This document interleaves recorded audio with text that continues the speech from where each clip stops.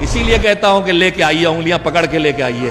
جو میں کہہ رہا تھا آپ سے کہ آج ہمارے جوان باہر کھڑے رہ جاتے ہیں، دین سیکھنے کا ذریعہ کیا بچا ہے؟ قرآن اور حدیث ہم پڑھ نہیں پاتے، عربی میں ہے، کتاب ہے، اس کے بعد جو اس سے پڑھ کے لکھی جائے، کتاب ابھی تک اس زبان میں اتنی آئی نہیں جو آپ کی زبان اردو ہندی۔ اردو میں بھرا پڑا ہے دین، لیکن اردو آپ کو آتی نہیں، پڑھنا نہیں جانتے، خالی بولنا جانتے۔ مدرسے کے مولوی صاحب اگر ذرا دین سکھانے لگے اور ایک سنٹی مار دیں تو اس سے مار پیٹ ہو جاتی، وہ بھی ڈر گئے۔ پہلے بزرگ ماں باپ، بزرگ محلے کے دین سکھاتے تھے، وہ چیپٹر بھی کلوز ہو گیا۔ اب گھر میں دادا ہی ٹوک نہیں سکتے، بہو لڑنے کھڑی ہو جائیں گی، محلہ تو بہت دور کی بات۔ تو دین سیکھنے کے جتنے ذریعے بچے تھے وہ کیا ہوئے؟ قرآن عربی آتی نہیں، پڑھ نہیں سکتے، حدیث پڑھ نہیں سکتے، پھر نہج البلاغہ آتی نہیں، ہندی میں، انگریزی میں، گجراتی میں اتنا دین ابھی آیا نہیں ہے، تھوڑا بہت آیا ہے۔ محلے میں پیش نماز کی ہمت نہیں دین سکھائے، نوکری سے نکال دیا جائے گا، تو اب بچہ کیا ہے؟ ایک مجلس بچی ہے، زیادہ دو جملے کہنا چاہوں گا۔ ایک جو مجلس میں آنکھیں بیٹھے ہیں ان سے، اور جو باہر کھڑے رہتے ہیں نوحے اور ماتم کے انتظار میں ان سے، جو بیٹھے ہیں ان سے کہوں گا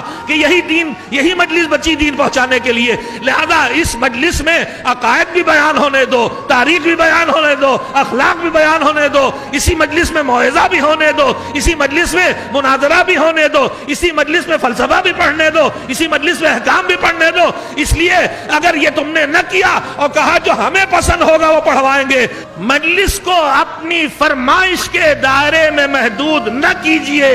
اور جو باہر کھڑے ان سے کہنا چاہوں گا کہ انہوں نے اپنے پسند میں بھی کچھ تھوڑا بہت خندر، خیبر، کچھ معراج، کچھ شب ہجرت سن لیا، کچھ تو دین تک پہنچ گیا، ان تک پہنچ ہی رہا ہے، پہنچ گیا کچھ ان تک۔ مگر جو تم ماتم کے انتظار میں باہر کھڑے ہو، تمہیں عربی نہیں آتی، تمہیں فارسی نہیں آتی، تمہیں اردو نہیں آتی، تم کتاب پڑھتے ہی نہیں ہو، تم دن بھر موبائل پہ کھیلتے ہو، تمہارے ہاتھ میں کتاب نہیں، موبائل پر آج کل اسرائیلی روایات زیادہ ہیں، اگر اس سے سیکھو بھی دین تو پتہ نہیں کہاں سے دین پہنچو، کون استاد تمہارا یہودی ہو جائے گا کہ عیسائی ہوگا، کہ کس گروپ سے ہوگا تمہیں پتہ نہیں، یہ نقلی مال چل رہا ہوا سب پر۔ تو اگر تم مجلس میں اندر نہیں آئے اور تم نے فرش اعضاء پہ آ کے نہیں بیٹھ کے سیکھا تو پھر کہاں سیکھو گے؟ یہ کمزوری کیوں ہے؟ یہ کمزوری اسی لیے ہو رہی ہے کہ مجلس سے باہر کھڑے رہ کے مجلس میں ماتم کے لیے آنے والوں کی تعداد بڑھتی جا رہی ہے۔